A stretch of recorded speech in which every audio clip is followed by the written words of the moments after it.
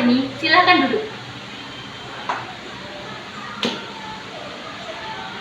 Murni saya.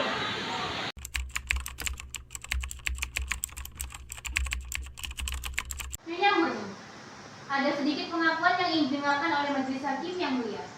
Kami mengetahui bahwa dulu Nyonya adalah kekasih Kapten Anwar. Tapi orang yang mencintai Nyonya bukan dia satu-satunya. Ada lagi Mayor Bahri yang sekarang mencintai Nyonya. Kemudian Kapten Anwar dijatuhi hukuman mati oleh pengadilan peperangan. Yang menjadi ketua pengadilan itu adalah Mayor Bahri, suami Nyonya. Saya ingin mengajukan beberapa pertanyaan. Harap Nyonya jawab dengan jujur dan tunjukkan pada majelis hakim. Sudah berapa tahun Nyonya berumah tangga dengan saudara Bahri? Waktu yang cukup panjang untuk mengenali pribadi seseorang. Berdasarkan pengetahuan Nyonya, apakah mungkin saudara Bahri menjatuhkan hukuman pada sahabatnya sendiri, Kapten Anwar, dengan maksud membunuhnya supaya bisa mengawini Nyonya? Tolong Nyonya jawab dengan sejujur-jujurnya. Cobalah Nyonya renungkan. Saya tidak perlu menemukannya. Saya cuma sifat suami saya. Suami saya seorang pejuang, seorang pejuang yang setia. Tidak, dia bukan pembunuh. Tolong sampaikan lebih jelas pada majelis hakim. Suami saya tidak membunuh Anwar karena ingin kawin dengan saya. Untuk sekarang sekian dulu yang mulia. Saudara penuntut umum, giliran saudara. Nyonya Murni, apakah Nyonya seorang yang dapat dipercaya ataukah Nyonya hanya sekedar bermimpi memamerkan kesetiaan pada suami yang sama sekali tidak Nyonya miliki? Yang mulia, saya keberatan terhadap ucapan saudara penuntut umum. Di sini yang diadili adalah saudara Bahri, bukan Nyonya Murni. Maaf yang mulia, saudara pembela terlalu terburu nafsu.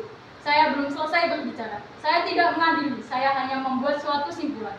Teruskan penuntut umum. Setelah saudara meninggal, berapa lama kemudian Nyonya menikah dengan saudara Bahri? Ayolah Nyonya. Menurut keterangan yang kami peroleh, Nyonya sangat cinta pada saudara Anwar. Apakah betul?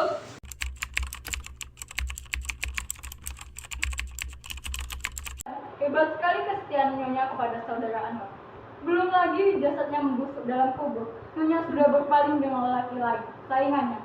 Perempuan macam apa Nyonya sebetulnya? Perempuan pengobrol cinta yang dengan mudah berpaling dari lelaki satu ke lelaki lainnya? Penjual mulut manis, pendusta, pembohong? Saya keberatan atas pertanyaan-pertanyaan saudara penuntut umum. Yang saya kemukakan bukan simpulan. Kalau boleh bertanya kepada saudara pembela yang terhormat, simpulan apa yang akan ia ambil dari pernyataan-pernyataan ini? Cara saudara mengajukan pertanyaan memojokkan Nyonya Murni. Tidak memojokkan siapa-siapa, itu adalah prasangka saudara. Di sini saudara-saudara berbicara melalui hakim. Maaf yang mulia. Teruskan. Untuk sekarang sekian dulu yang mulia. Silakan. Nyonya Murni. Kata Nyonya kawin 2 bulan setelah kekasih Nyonya meninggal. Memang Nyonya, masyarakat umum akan bertanya-tanya, bagaimana mungkin seorang gadis yang begitu mencintai seorang laki-laki tiba-tiba kawin dalam waktu begitu singkat dengan laki lain. Masyarakat cenderung untuk menghakimi, tapi Nyonya berhak untuk membela diri. Nyonya tentu punya alasan. Apa bisa Nyonya jelaskan? Setelah Anwar meninggal, saya hancur dulu. Dunia ini serasa kiamat. Saya hampir sesat. Saya memutuskan untuk bunuh diri. Tapi Tuhan melindungi saya. Bermalam-malam saya berjuang melawan keinginan saya itu. Saya berhasil mengambil keputusan. Saya akan hidup terus. Saya harus bisa melupakan. Tapi saya perempuan, sendiri memerlukan perlindungan. Tidak ada gunanya memerlukan perlindungan dari seseorang yang sudah meninggal. Satu-satunya orang yang mencintai saya kecuali Anwar adalah Bahri.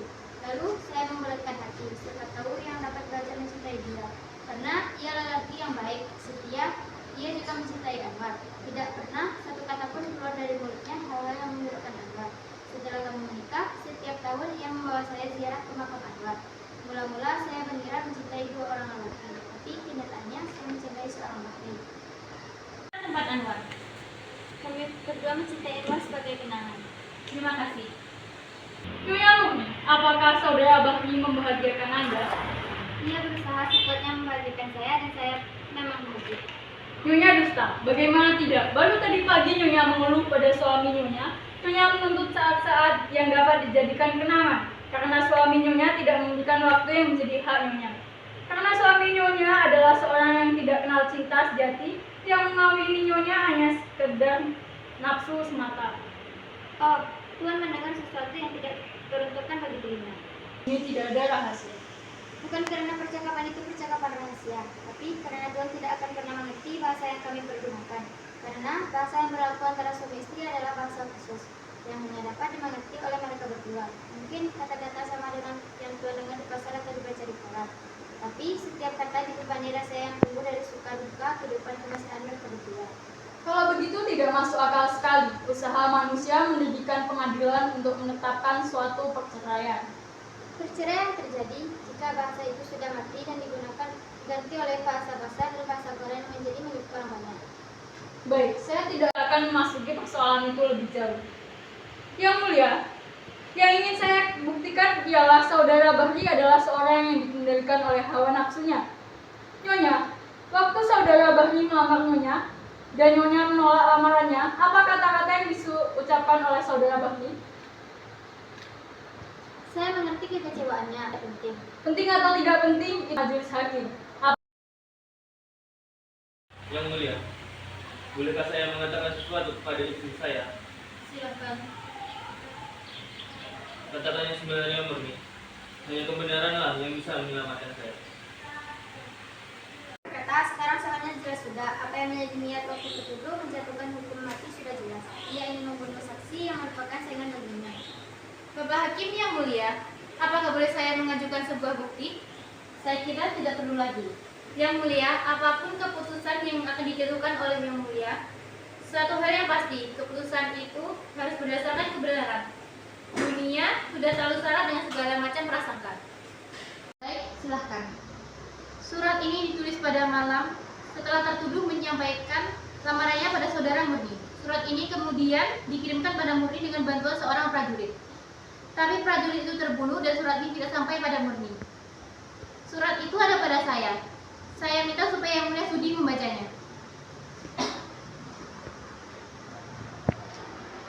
Ya Murni yang tercinta, biarpun cinta Kakanda telah Adinda tolak, semoga Adinda masih bersedia membaca surat ini dan mempertimbangkan permohonan Kakanda. Kakanda minta maaf atas ucapan yang Kakanda lontarkan di hadapan Adinda. Kakanda begitu kecewa dan sedih, hingga Kakanda kehilangan kendali atas diri Kakanda. Lalu, Kakanda berkata, kalau begitu, tidak ada jalan lain. Salah satu di antara kami, saya atau Anwar harus mati. Kakanda menyesal sedalam-dalamnya atas ucapan itu. Kakanda malu. Kakanda kini ingin berbicara dari lubuk hati Kakanda. Adinda bebas menentukan pilihan. Jika Adinda memutuskan untuk memilih Anwar, maka Kakanda akan mengucapkan syukur dan berdoa pada Tuhan supaya kalian bahagia. Anwar adalah sahabat Kakanda.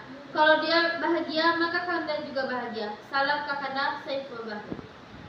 Terima kasih yang mulia. Saya tidak akan mengajukan pertanyaan lagi. Saudara penuntut umum masih ingin mengajukan pertanyaan saksi? Tidak yang mulia. Apa ada yang saudara ingin sampaikan kepada majelis hakim? Ada sedikit yang mulia. Sebuah perbuatan ditentukan oleh niat pelakunya. Dari pemeriksaan yang dilakukan sudah cukup jelas niat apa yang tersembunyi di balik hukuman yang dijatuhkan oleh tertuduh. Biarpun saudara Bahri mengatakan bahwa semua ia lakukan demi Tuhan, demi bangsa dan negara, niatnya yang sebenarnya adalah untuk menyingkirkan saingannya. Dengan demikian, dia bukan orang yang melakukan tugas, tapi ia harus dinyatakan sebagai seorang pembunuh. Terima kasih. Dengan ini, sidang saya undur beberapa saat.